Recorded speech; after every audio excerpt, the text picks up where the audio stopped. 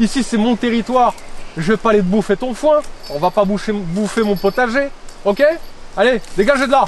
Hop, allez, on y va. Elles écoutent même pas quoi. C'est ce qu'on appelle rendre chèvre quelqu'un. Elles me rendent dingue ces chèvres. Je te promets, elles me rendent godin. Il y a des moments, je les cours, je me tape des gamelles comme un con, seul, à cause de... Dégage là-bas. Tu m'énerves. Et ça, c'est la base de la vie, les gars. La base de la vie. Yes, papa. Cet homme est fou.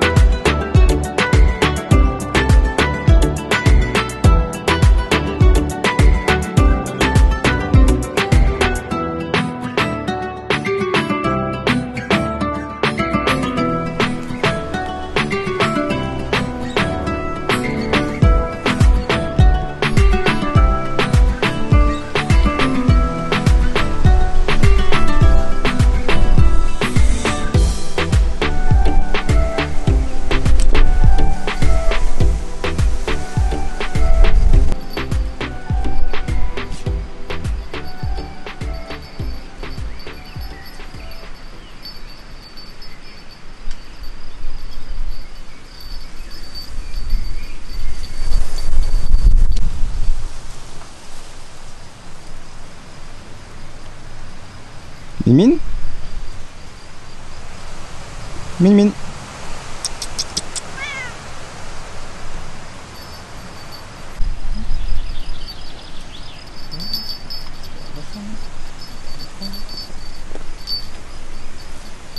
Et quand elle se met à genoux, le petit. Sous les genoux, ouais, j'ai vu ça. Oh.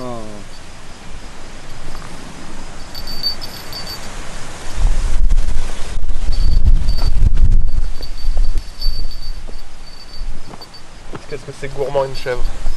Ah moi je suis c'est fier, hein. Et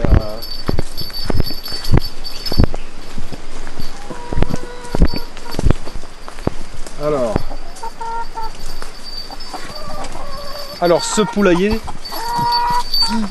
normal, les oh là là, allez manger, oui. Poulailler biquette. Poulailler à biquette. Une petite armature en fer avec des grilles. Et là le truc c'est que voilà, petit manque de place. Donc avec mon pote Jacob, nous avons fait une petite extension. La petite extension du poulailler. Ouais, on voit le grillage. Mais voilà. On fait tout ça. Donc petit grillage et prochainement petite porte ici. Et on va donner accès à l'enclos des chèvres. Voilà. Et c'est pas mal. Elle commence à creuser. Hein. Moi je l'ai un petit peu enterré aussi. Hein.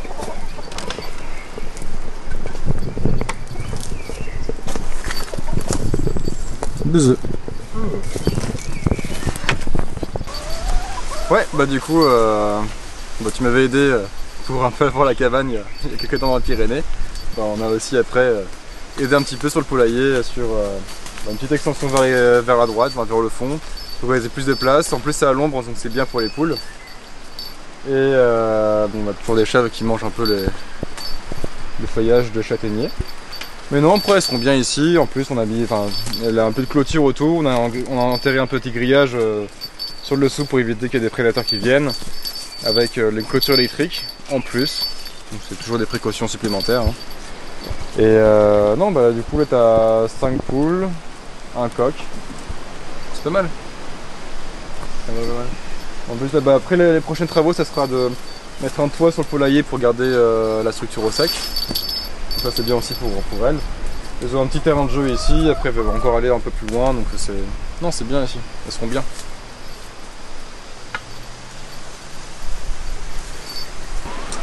Alors là nous sommes dans l'enclos des chèvres que j'ai fabriqué avec des palettes de récupération, surtout de la palette Europe pour éviter le pourrissement. C'est un abri qui a été fait très rapidement parce que les chèvres on me les a donnés et donc du coup j'ai dû fabriquer un abri très rapidement et voilà donc voilà, un abri étanche voilà, avec de l'eau etc. Cool. J'ai mis une caméra de surveillance parce que comme j'habite assez loin ça me permet de regarder s'il reste du foin, si elles vont bien, si voilà, s'il reste de l'eau, etc. Et alimenté par un tout petit panneau solaire. Voilà, ça c'est la caméra qui est alimentée, ouais. Ouais, ça suffit. Et ça suffit largement. Ça fait 1 an et demi qu'elle tourne. Ouais. J'ai jamais eu de problème et H24 quoi. Nickel. Voilà.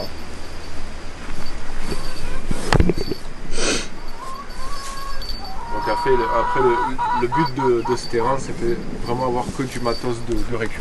Ouais. C'est-à-dire je vais faire les fins de chantier. Ouais. Quand je vois un chantier, j'y vais et je demande, voilà, moi il me faut du bois, il me faut des choses comme ça. Ouais. Et donc du coup je récupère à fond. Ouais, Euh, c'est la palette. Comme les poteaux. Les poteaux, voilà, des poteaux ça coûte cher, je les ai troqués contre un vieil ordi portable que j'avais. Donc le gars il m'a dit ouais j'ai besoin d'un ordi portable un petit, donc du coup je lui ai dit bah passe-moi des poteaux. Et Ouais. on a passé une 60aine largement. Ouais. Donc j'ai pu leur faire vraiment un enclos, j'ai acheté le grillage. C'était un. Voilà, c'est vraiment ça coûte cher le grillage, c'est ce qui m'a coûté le plus d'argent. C'est le grillage. Et ensuite voilà, j'ai électrifié à l'intérieur, comme ça évite que les chèvres viennent pousser le grillage. Donc ça fonctionne, elles viennent pas se gratter dessus. Ouais.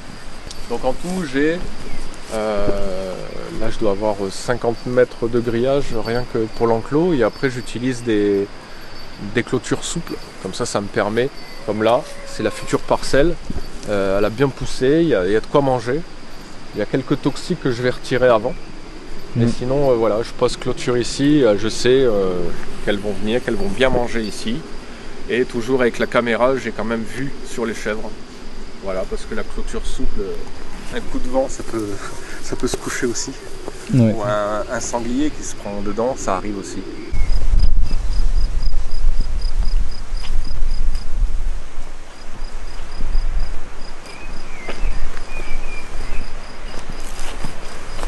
Alors voilà la serre. Elle fait 8 mètres de long sur 4,50 m de large. C'est une serre qui est toute arrondie en fait. Il n'y a pas de structure style comme les serres à tomates. Parce que là c'est en plein vent ici. Elle a supporté une tempête 135 km/h. Parfait, elle a tenu. Des petits trucs qui se sont tordus mais sinon impeccable. Donc sur cette serre, je vais laisser les portes ouvertes prochainement. Et donc du coup j'ai posé des fils maraîchers autour pour éviter le gonflement de la serre. Comme ça je vais la conserver au maximum quoi. Donc c'est hyper important, sinon ça gonfle trop et c'est le coup à arracher la bâche. Donc ensuite au dessus j'ai mis un filet par grêle. Ouais. C'est pas pour la grêle, mais c'est juste pour donner un peu d'ombrage à l'intérieur. Voilà, c'est juste un peu d'ombrage. Et éventuellement, s'il y a de la grêle, je suis protégé. Voilà.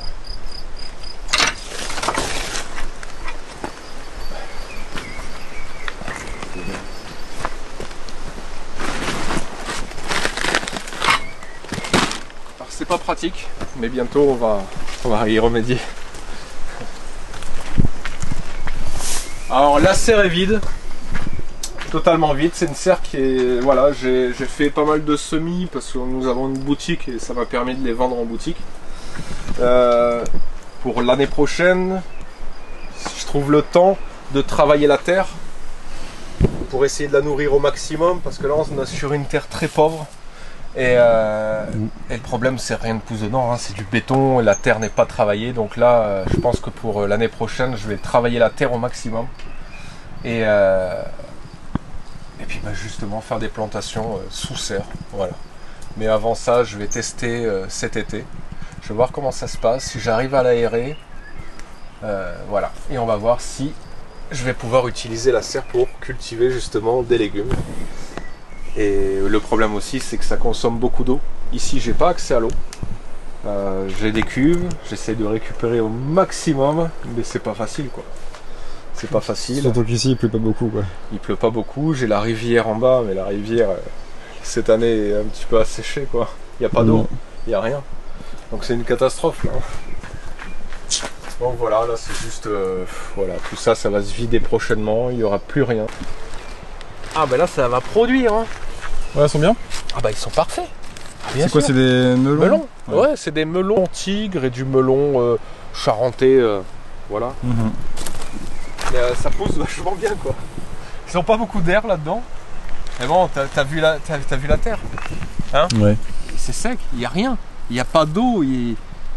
Et là, c'est le seul. Tu as vu, j'arrive à avoir de l'humidité. À l'intérieur, j'ai des zoyas, environ tous les 50 cm. Les petites zoyas, ça me permet de créer de l'humidité. J'ai pas de quoi les arroser quoi. J'ai pas de quoi si je les arrose, j'en ai pas pour les autres du haut et où. Ah c'est pas facile hein, de gérer la rosée. En fait on a fait des petites tranchées pour pouvoir passer des tuyaux en souterrain.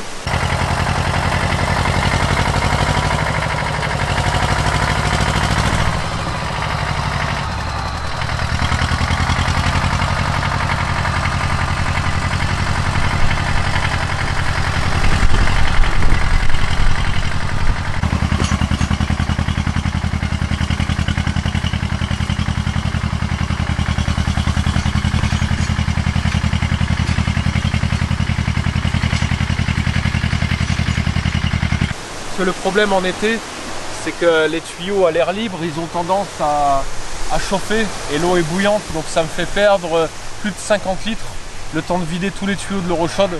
Et 50 litres, c'est trop précieux. Donc voilà, alors on a mis un tuyau sous terre et on a mis des robinets. Voilà, que j'attacherai prochainement avec un poteau derrière. Et au moins j'ai accès à l'eau, j'ai l'eau pour la serre, j'ai de l'eau pour remplir éventuellement les trucs des chèvres et tout ça. Une mine. C'est l'ami des bêtes. Voilà. Une mine. Oh non non, une mine.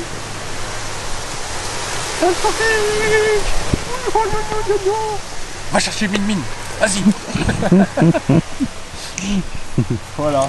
Ok, ah, c'est chouette, c'est bien ça. Voilà, au moins. Là, c'est le petit coin des fraises. Ça fait 2 ans. J'avais installé ça. Et du coup, je me suis jamais trop occupé. Et là, je vois que ça repart tout seul, quoi. Et ça va, ça produit. Ça produit. Il y en a partout. Donc, c'est pas mal.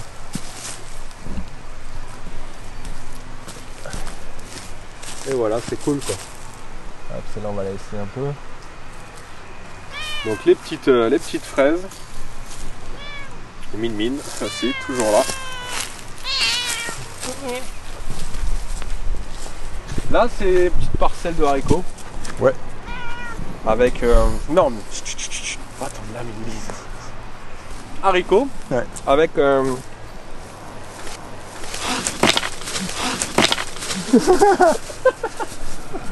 Elle a eu peur.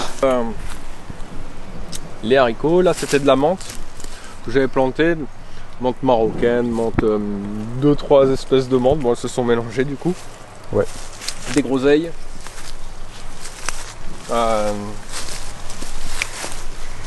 Des navets. Petites courgettes. Voilà. Là je fais le petit coin Aromatique. avec de la sauge, du thym citron. Ouais. Thym citron, de la bourrache, du thym commun, du persil. Et puis ce fameux trèfle bitumeux qui arrête pas de pousser. Trèfle bitumeux et puis le bitume. Là c'est un cerisier ça. Ouais. Cerisier, sorti tout seul lui. Pareil, de la groseille. Il va falloir que je taille aussi. Voilà. des œillets, du magasin. Hein. Alors ici, bah, j'ai planté quelques tomates. Alors celle-ci, c'est de la cure de bœuf très productive, normalement. On va voir ce que ça donne. Voilà, après on a du tournesol, la beauté d'automne. Ensuite, bah pareil, hein, il y a un petit peu de courgettes, concombres. Là, il y a une pastèque au milieu, de la tomate, voilà, de la tomate. Et puis voilà, un petit peu encore de la groseille. J'aime bien les groseilles. Toujours mine, toujours là. Ouais, pâte. Toujours là. Toi, tu as planté du céleri un petit peu hier. Ouais, j'ai trouvé un. Voilà, bon là il y a place. quelques petites fraises, elles sont jeunes, on va les laisser pousser, on va voir ce que ça donne. Sinon pareil, il y a du concombre, du kiwano là-bas. Puis il doit y avoir de petits poivrons qui vont pousser. Voilà pour le potager. Très bien, très bien. C'est seulement cette année hein, que j'arrive à faire quelque chose, sinon les autres années c'était pas terrible. Impossible. Rien de poussé, c'était vraiment la catastrophe quoi. En fait je voulais même abandonner, je me suis dit ça sert à rien. Et en fait voilà, j'ai travaillé la terre entre guillemets au début. Obligé de passer le motoculteur, c'était du béton. Ah, Donc ouais. petit à petit. Voilà. Ok. T'as des cuves derrière aussi. Hein. Alors là, il y a 2 cuves, 2000 litres. Ivan qui récupère le petit toit au-dessus. Ouais, de la cabane. Voilà. Alors il faut savoir qu'il y a une cuve de béton qui se trouve à côté des panneaux solaires là-bas. Donc c'est une cuve en béton et du coup cette cuve en plastique, il y a un trop plein sur la cuve en béton qui va remplir la cuve en plastique. Ok. Donc dans cette cuve en plastique, il n'y a aucune impureté, tout est nickel. Voilà, elle ne se chope pas des feuilles de toit, etc. Ouais. Et, par contre celle-ci, elle vient de la cabane qui se trouve en haut. Par contre celle-ci, elle est dégueulasse. Même si on met des filtres, il y a un arbre qui dégage une toute petite boule, ça passe partout. Et donc du coup ça me pourrit l'eau. Donc cette eau, elle sert exclusivement pour l'arrosage du potager.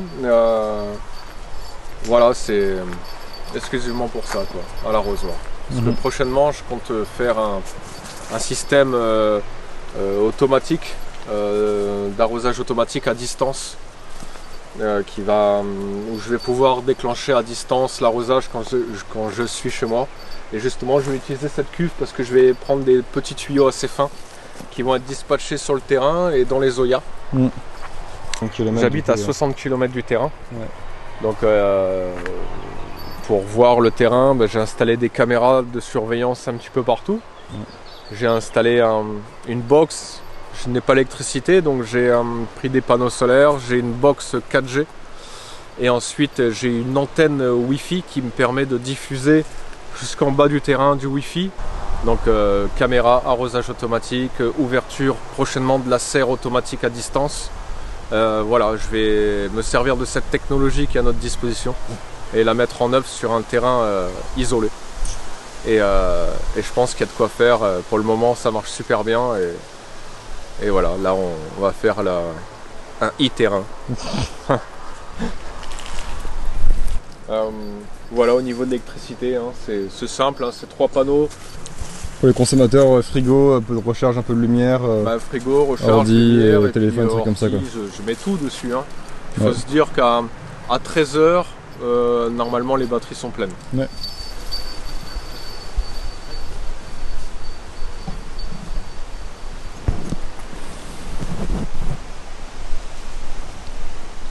Mine. Oui. T'es bien ici, toi?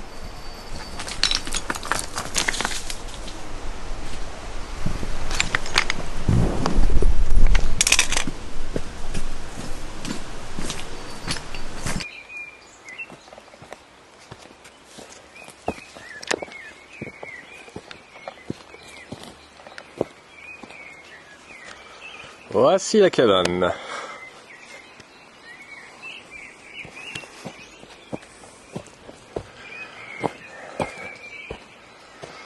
Alors, ça c'est la future douche toilette sèche. Bon, c'est en plein de travaux, hein. C'est que le début. Voilà, j'ai fait ça il y a une semaine à peu près, la toiture. Tout ça c'est de la récup. Voilà, ça fait fonctionner mon petit frigo, tout ça. Et ça, c'est le souvenir de Jacob Carou. On a trouvé une espèce de mue de serpent. Impressionnante. L'intérieur de la cabane. Voilà, voilà. Alors là, ce mur, prochainement, il va être terminé. Celui-ci. Un petit lavabo, c'est juste pour dépanner. Il va aller dans... Enfin, l'extérieur, quoi. Ensuite, au niveau de l'électricité, j'essaie de faire un truc propre. Donc là, j'ai chopé du bon matos hein, pour faire ça. Alors ici, c'est une box 4G. Comme ça, j'ai internet ici.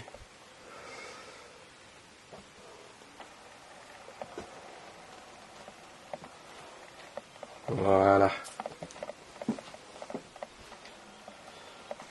Après 2 ans de boulot, c'était bien gaillard. Donc du coup voilà, je vous ai présenté un petit peu l'avancement et heureusement que mon pote Jacob est venu m'aider, ça m'a fait plaisir, ça m'a avancé parce que d'être seul, on a l'impression qu'on n'avance jamais, que petit à petit j'essaierai de vous mettre des petites vidéos de l'avancée parce que c'est vraiment pas fini quoi. Yes, bon, en tout cas c'est un plaisir de revenir ici dans ce petit coin de paradis. Ça m'a pris le temps d'un peu de me reposer pour mon genou prêt pour repartir en vélo. Et ouais, bah, d'ici quelques jours, quand la météo sera un peu meilleure, je repartirai sur la route. En tout cas, merci Fred pour... C'est avec plaisir, attends, tu m'as invité sur ta cabane en Ariège. Et bah, retour d'invitation dans la cabane en Hérault. Avec plaisir.